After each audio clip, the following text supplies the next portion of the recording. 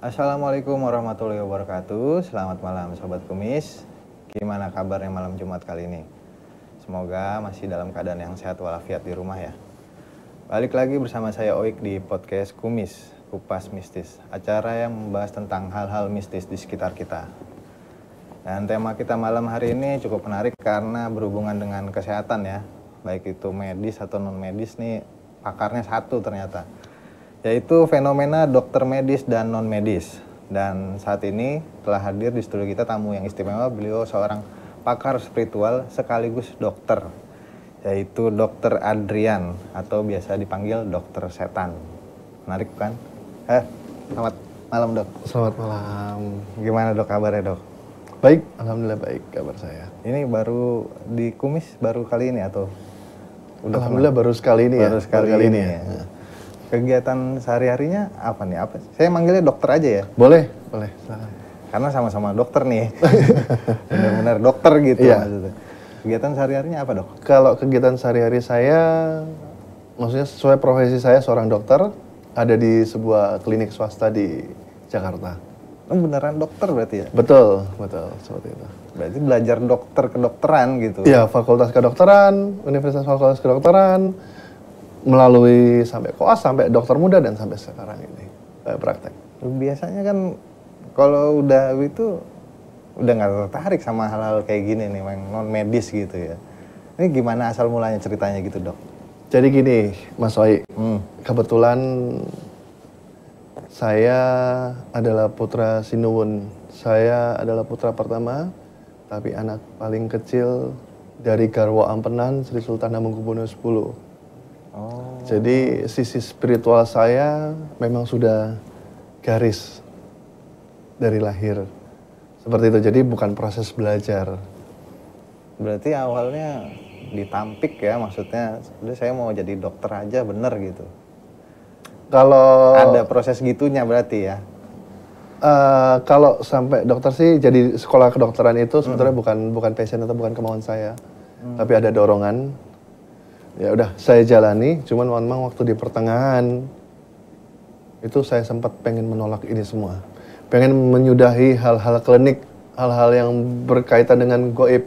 Tapi semakin semua itu saya coba lepas, energi itu semakin kuat, dorongan dalam diri saya itu semakin besar, nggak bisa. Tapi kalau boleh tahu, dokter udah berapa lama menjadi seorang dokter nih? Dokternya gitu. Udah berapa lama? Dari 2007, berarti sampai saat ini sudah lumayan lama ya. Udah lebih, hampir 15 tahun ya. Terus itu berdampingan sama yang praktek non medisnya juga? Praktek non medis, jadi begini. Untuk non medis ini saya tidak membuka tempat praktek khusus. Oke. Ya. Karena untuk spiritual, untuk sisi non medis ini saya mau jadikan satu sifat sosial saya untuk membantu banyak orang. Jadi ya mau datang ketemu saya silakan konsultasi permasalahan non medisnya seperti apa. Kalau memang itu non medis ya akan saya bilang non medis dan saya tangani dengan cara spiritual. Selesai sudah seperti itu. Jadi saya nggak ada tempat semacam padepokan terus mengumpulkan pasien di sana segala macam. Karena kalau buat sampai seperti itu buat saya itu nanti konteksnya sudah sedikit berbeda. Iya. Dok, boleh ada nggak pengalaman punya pasien nih yang awalnya nih berobat medis gitu ke dokter. Dok, saya sakit ini nih. Terus lanjut cerita gitu. Ternyata ada hal-hal mistisnya di situ dalam artian wah penyakitnya non medis nih. Banyak. Boleh diceritain Dok, banyak. Salah satunya Jadi yang salah satunya ada pasien datang mau berobat, keluhannya itu di perut sakit bagian lambung. Jadi keluhannya itu GERD dan sudah berobat kemana-mana tapi nggak kunjung sembuh. Jadi ada beberapa diagnosa dari beberapa dokter itu berbeda-beda. Iya. Sampai akhirnya ketemu saya dan begitu saya lihat ini bukan medis. Seperti itu. Ini awalnya non medis. Akhirnya saya bicara sama pasiennya tersebut dan saya tangani. saya tangani, tapi tidak di dalam klinik, jadi keluar. Saya tangani, ada mungkin sekitar 7 sampai 8 lintah hidup segini-gini ini keluar dari tali pusarnya. Yang benar. Dan itu semuanya menyaksikan. Seperti itu. Jadi banyak hal lain, Mas Soi ya. Memang kalau sudah bicara tentang non-medis, penyakit non-medis, atau bahasanya santet, teluh, itu macam-macam. Jadi nggak cuman sekedar cuman apa katanya seperti ini, katanya seperti enggak. Berarti maksudnya orang yang kena non medis itu salah satu contohnya aja tuh. Berarti dia juga sebenarnya bisa hidup normal tapi kesakitan gitu ya. Maksudnya kan biasanya kalau yang digambarin nih kalau udah kena santet ya udah nggak bisa ngapa-ngapain gitu. Ini kan istilah kata dia masih bisa pergi ke dokter untuk periksa ini kenapa ya perut saya gitu. Jadi santet atau teluh itu nggak semuanya kirim plus langsung dibikin mati. Ada yang memang dibikin supaya dia habis dulu hartanya, dibuat menderita dulu baru meninggal. Itu jauh lebih jahat sebetulnya daripada yang langsung. Ada juga yang dibikin berantai, jadi misalnya ditembak satu bapaknya, tapi nanti jadi kalau rantai itu nggak diputus dia akan nyambung ke ibunya, ke anaknya. Ada yang seperti itu, macam-macam. Teluh atau santet atau kalau di daerah Indonesia timur itu disebutnya suwangi. Tapi tadi contohnya menarik juga dok, soalnya yaitu masyarakat kita kebanyakan penyakitnya kan ya GERD, gastritis, lambung gitu loh. Maksudnya kok tiba-tiba jadi santet gitu. Tidak semuanya penyakit medis itu medis. Tapi tidak semuanya juga medis itu berarti non medis. Ya kebetulan Allah kasih saya kelebihan melalui yang mendampingi saya juga, saya bisa tahu. Jadi pasien ini itu betul-betul sakit medis atau tidak. Lewat mana? Ya lewat saya lihat. Jadi kalau ada sesuatu di badannya, ada seperti apa, ada yang nempel apa seperti apa, nanti ketahuan semua. Dan itu harus orangnya datang, dok? Tidak, tapi bisa lewat foto sama nama. Kita bisa lihat. Memang nggak langsung mendetail, tapi paling nggak kita sudah tahu gambarannya orang ini seperti apa. Pasien ini seperti gimana. Dokter berarti bisa disebut indigo juga ya? Indigo? Ya bahasa sekarang indigo, dan itu ya sudah pasti indigo memang karena dari lahir ya, bahasa sekarang indigo. Berarti bisa, di sisi lain bisa ngelihat hal-hal yang memang nggak terlihat gitu? Tidak cuma melihat, bahkan berkomunikasi. Oh udah kayak gitu? Iya, karena memang ini mungkin sedikit cerita. Jadi kebetulan dari leluhur saya dulu, Panembahan Senopati kan saat beliau mau menjadi Raja Mataram Islam, ada perjanjian dengan Ibu Bumi kalau orang Jawa bilang. Saya memanggilnya Ibu Ratu. Kamu bisa jadi raja Tanah Jawa, Mataram Islam, tapi kamu dan seluruh keturunanmu nanti harus menikah dengan salah satu dari saya. Maksudnya saya itu gimana? Jadi Ibu Ratu ini ada 2 anak, walaupun bukan berarti anak secara lahir ya. Yang pertama itu mungkin masyarakat kenal dengan yang namanya Nyi Roro Kidul. Yang kedua itu Blorong. Dan kebetulan pas saya ini jatuhnya Ibu Ratu sendiri yang mendampingi. Seperti itu. Nah ngomong lagi balik ke fenomena ini nih, maksudnya pengobatan non medis. Kan masyarakat tuh sampai rela tuh ngantri-ngantri berbondong-bondong di pengobatan non medis gitu. Emang sampuh itu apa alasannya kira-kira tuh dok? Gini, masyarakat Indonesia itu kental dengan budaya. Dan salah satu aktivitas spiritual ini lekat dengan budaya ya, Nusantara. Bahkan setiap daerah pun ada hal seperti ini. Jadi ya banyak orang yang saat merasa memang dengar, oh di sana ada, katanya ada orang yang mampu bisa akhirnya berbondong-bondong ke sana seperti itu. Kalau saya pribadi sih itu sudah banyak sekali Mas Oi di seluruh Nusantara ini hal-hal seperti itu. Iya. Tapi alasannya lebih ke berarti masalahnya budayanya ya. Iya. Bukan lebih ke kayak ke pengobatan medis mahal, non medis lebih murah gitu. Apa dari sisi itu ada nggak kira-kira? Gini, pengobatan medis lebih mahal, non medis lebih murah, tidak juga. Kenapa? Gini, jadi sebetulnya non medis ini sama seperti medis. Ada tingkatannya, sama seperti obat-obatan. Ada yang generik, ada yang paten, ada tindakan bedah minor, ada tindakan bedah besar, seperti itu. Sama, kasusnya beda-beda. Ada yang enteng, ada yang berat. Iya, jadi sama. Intinya satu, teman saya pernah bilang kemarin, segala sesuatunya harus ada harga yang dibayar. Seperti itu. Jadi ya semua tergantung case-nya. Penanganan non medis yang sampai puluhan sampai ratusan juta pun ada karena media.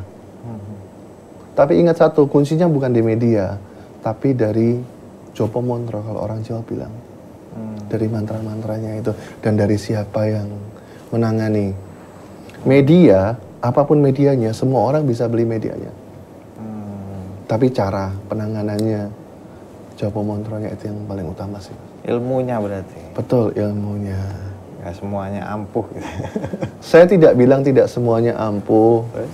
Ya, jadi lebih tepatnya karena buat saya doa yang manjur itu adalah saat mulut, hati dan pikiran ini jadi satu. Nah, itu baru bisa manjur. Kalau cuman mulut, hafalan semua orang bisa menghafal. Tapi tidak akan jadi apa-apa. Ya kayak tong kosong. Nyaring bunyinya. Seperti itu.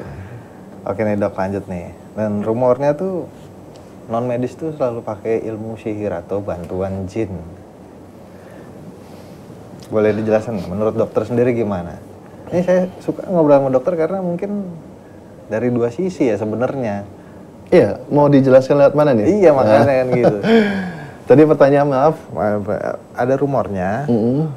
Pengobatan non medis ini memakai sihir atau bantuan jin lah, istilah kata goib. Gini, pengobatan non medis rumornya memakai sihir atau bantuan jin. Jangankan yang memakai sihir atau bantuan jin, yang memakai trik juga banyak. Wah itu lebih inilah ya. Seperti itu. Jadi pada prinsipnya gini, saya tidak terlalu peduli dengan statement itu ya, karena saya pribadi yang penting kuncinya satu. Karena kita mau berbuat apapun orang menilainya bisa macam-macam. Kita berbuat benar pun orang menilainya juga salah. Kita melakukan hal yang benar, kita pakai Jopo Mantra, kita benar-benar mengobati pasien pun pasti banyak juga yang bilang oh itu trik. Seperti itu kan? Kuncinya satu, yang penting pasien itu sembuh. Ya, itu kuncinya. Atau apa yang diinginkan pasien itu kabul. Misalnya beliau contohnya pengen punya hajat sesuatu apa atau apa. Misalnya pengen bantuan seorang spiritual untuk menjualkan tanah yang bermasalah atau rumah bermasalah dalam arti susah sekali sampai nggak laku-laku. Nah, itu bisa banyak hal ya. Iya. Tapi pernah dengar nggak dok? Maksudnya kalau di pengobatan non medis itu kadang misalnya saya sebagai pasien nih sudah datang sekali ke pengobatan non medis itu, terus ada jangka waktunya dok. Dalam artian sebulan kemudian saya harus balik ke situ karena rasanya nggak enak nih badan saya. Iya, itu kembali lagi seperti tadi yang saya bilang Mas Oi, kembali ke spiritualnya masing-masing yang menangani. Kalau saya banyak yang buktikan penanganan satu kali sama saya pasti perbedaannya sudah ada langsung. Iya. Seperti itu, dan harusnya namanya pengobatan buat saya ada timelinenya. Jadi dari awal memang harus dibilang Bapak atau Ibu harus 4 kali ketemu dengan saya, harus 3 kali ketemu dengan saya, atau bisa 1 kali cukup seperti itu. tergantung kasusnya balik Tergantung lagi. case-nya, ya tergantung kasusnya masing-masing. Makanya saya bilang kan sebenarnya pengobatan non medis dengan pengobatan medis ini sama. Sama ya. Iya, hampir sama, bukan sama, berbeda. Kalau di medis, Anda datang, saya diagnosa sebagai dokter, diagnosa keluar, saya kasih resep, kasih obat, bayar, pulang. Ya. Kalau di non medis, sama ada diagnosa juga dari spiritualnya. Nah, kira-kira orang ini kenapa? Dijelaskan ke pasiennya, oh permasalahan Anda seperti ini. Yang Anda harus lakukan harus seperti ini. Kalau dengan saya yang membantu, Anda harus begini, dan kita tangani seperti itu. Iya. Dok, ini kan termasuk kontroversi ya. Dokter tahu ilmu medis, tapi tahu ilmu non medis.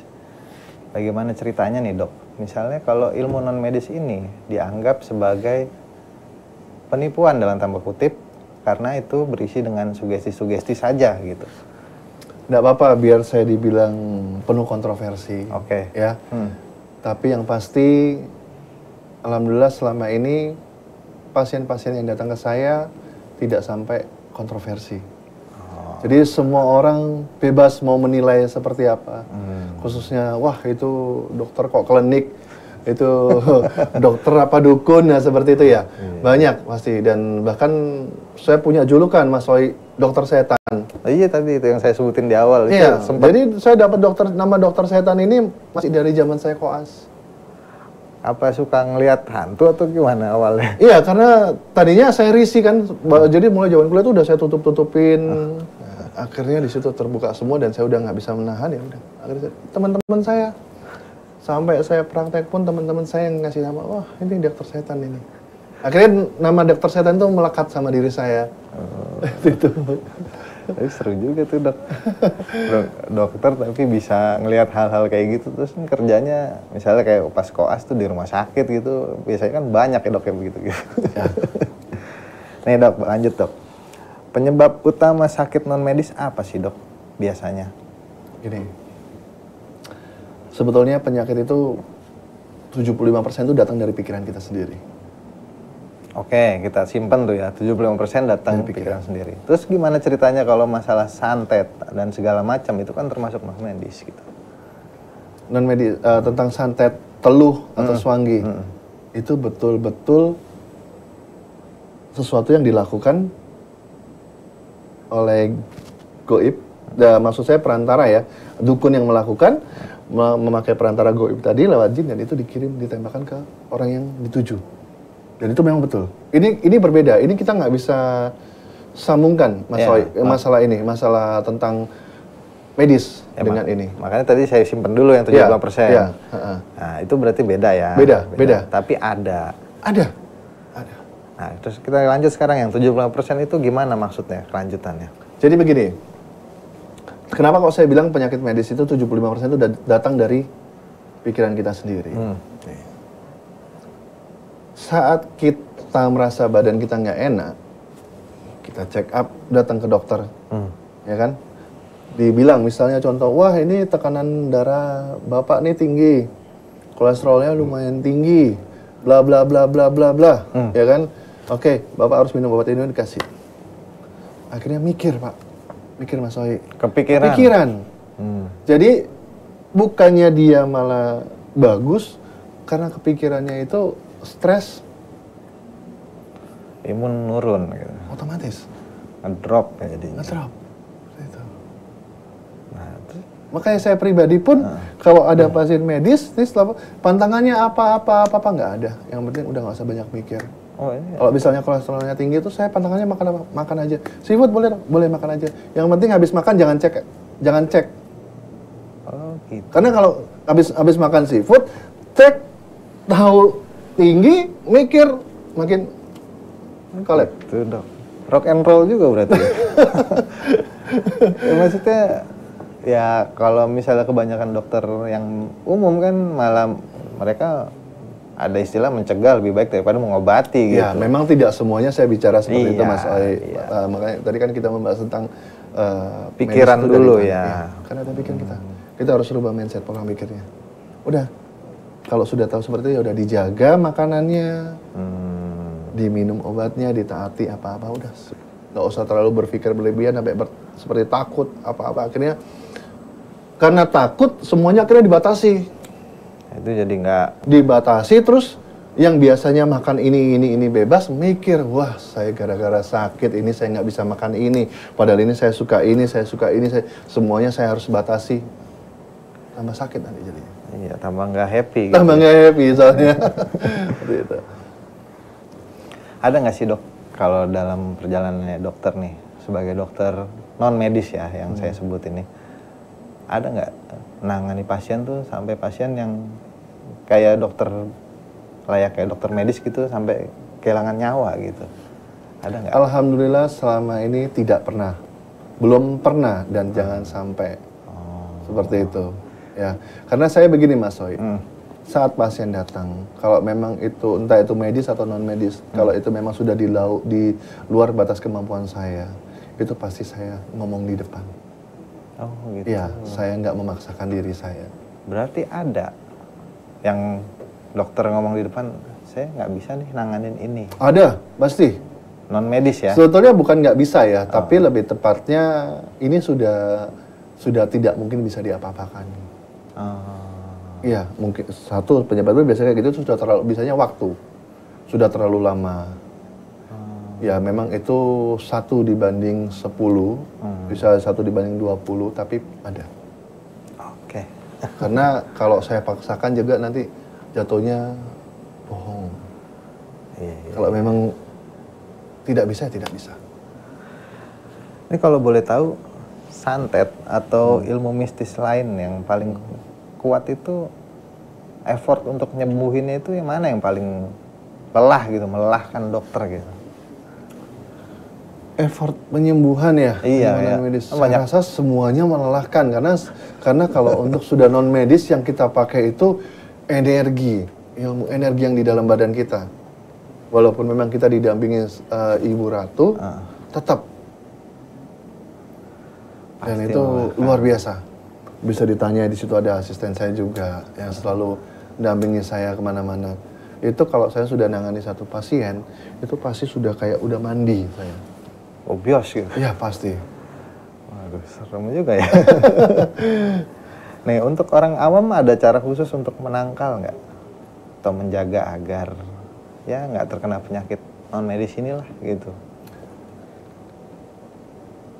Tetap beribadah sesuai kepercayaannya masing-masing. Itu satu. Ya itu pasti yang utama ya. Lalu selalu berusaha berbuat baik dengan sesama. Karena itu kunci. Ada pepatah, lidah lebih tajam daripada pedang, Mas Bayi. Nggak sedikit kasus yang saya tangani asal mulanya itu karena lidah atau mulutnya sendiri. Oh gitu. Seperti itu, iya. Lebih baik ditampar, sakitnya nggak lama hilang. Tapi kalau bicaranya sampai nusuk hati, itu lebih bahaya. Karena orang saat ini tuh kalau saya lihat, itu mulai kembali ke zaman-zaman tahun 60, 70, 50.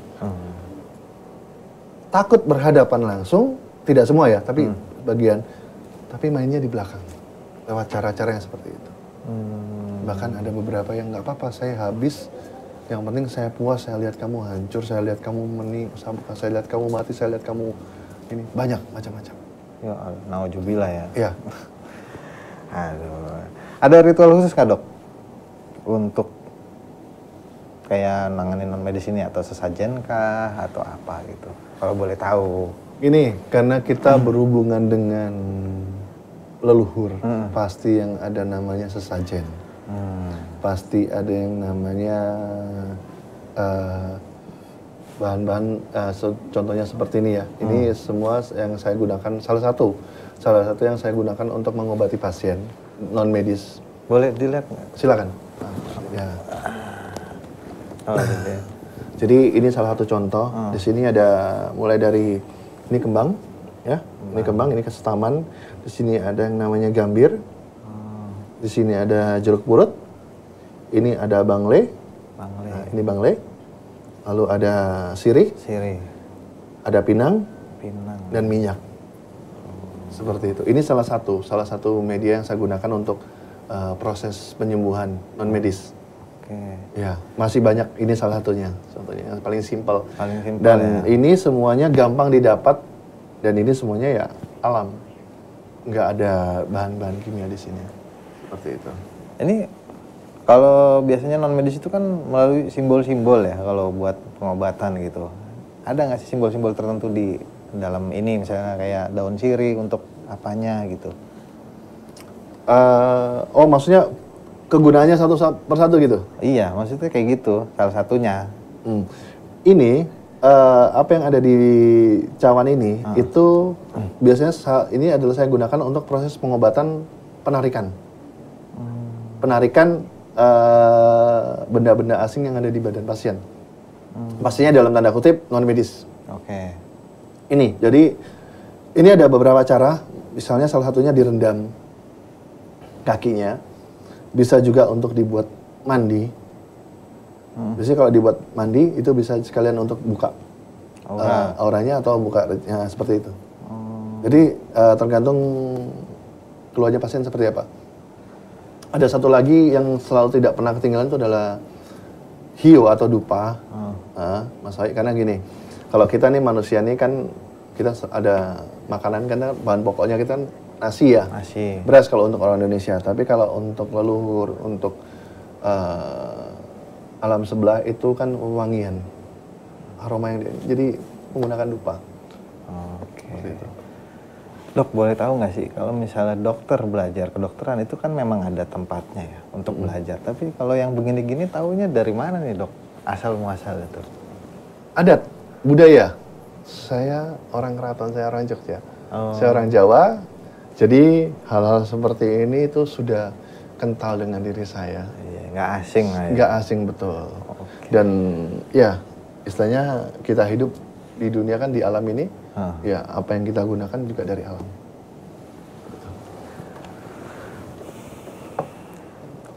Lanjut nih dok, pertanyaannya nih. Pengobatan non medis rata-rata selalu ada pantangannya nih. Nah kalau dari dokter sendiri pantangannya seperti apa kira-kira? Ada nggak? Kalau di spiritual lain mungkin ada ya, tapi kalau di pengobatan saya tidak ada pantangan selama ini. Oh gitu. Alhamdulillah tidak ada pantangan. Karena mungkin memang kebanyakan saya lebih ke pengobatan ya. Mungkin berbeda dengan kalau semacam pemasangan susuk, dengan yang pembukaan aura atau segala macam mungkin ada. Kan memang saya bukan walaupun tahu tapi bukan spesialis di bidang itu. Saya kebanyakan adalah di pengobatan. Kalau di saya tidak ada. Jadi orang emang berobat aja sampai sembuh gitu Ya, aja ya udah. seperti itu. Simpel aja bener. Iya. Kayak dokter tapi ya non medis. Ya, Tapi bisa kebetulan medis, bisa medis juga bisa. Hebat juga nih dokter nih. Dok, kenapa sih di zaman modern sekarang pengobatan non medis lebih diminati? Kayak contohnya tadi berbondong-bondong.